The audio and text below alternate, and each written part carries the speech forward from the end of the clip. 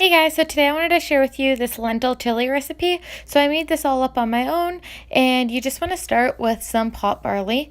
So this is just the kind that I used, and I'm doing half a cup of that. So in total, I'm going to want 1.5 cups of lentils and barley. So I did half a cup of red lentils and then half a cup of green lentils. So if you like barley more, you can add more barley and less lentils. I just had 1.5 cups of total, of everything together. So yeah, and you can also add like brown lentils or whatever you like, or like whatever you even just have on hand. This is just what I did. So then I have a big pot here and I'm going to dump it all in.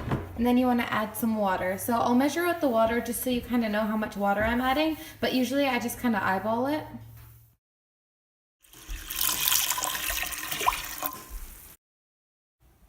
Okay, so I have 6 cups of water here.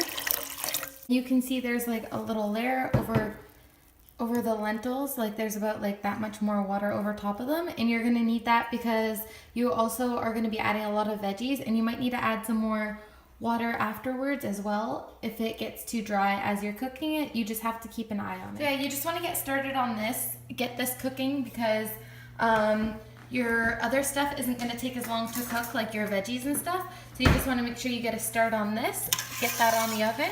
So I'm just going to cover mine with a lid so it starts to cook a little faster. And just keep an eye on that when it starts to boil. So now I'm just washing off some celery. I have about 4.5 stalks here. Some of it wasn't so good, so that's what it equaled to be. 1 bell pepper, 2 tomatoes, 1 jalapeno pepper, and 2 small onions. So now I'm just chopping it all up, and as soon as I've chopped it up, I throw it right into the pot. So I usually start with the things that would take a little bit longer to cook, so I'll leave like the tomatoes to the end.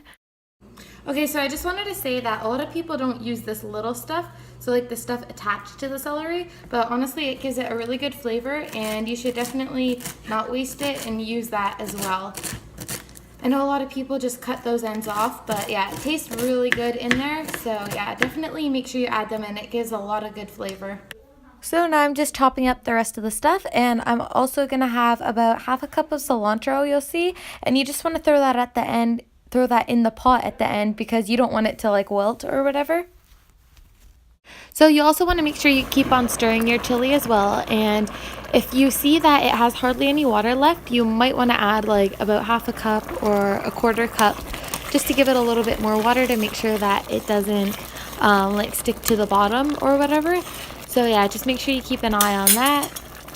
Now you're going to want to add 1 tablespoon of chili powder, 1 teaspoon of garlic powder, and then half a teaspoon of black pepper, half a teaspoon of paprika, to a teaspoon, it doesn't matter, and then about half a teaspoon to 1 teaspoon of salt.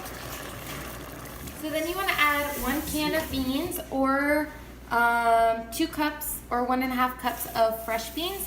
So I'm just adding some beans that we cooked a different day and we just had in the fridge, just because I don't like canned beans as much. And then just mix that in there and cook it a while longer.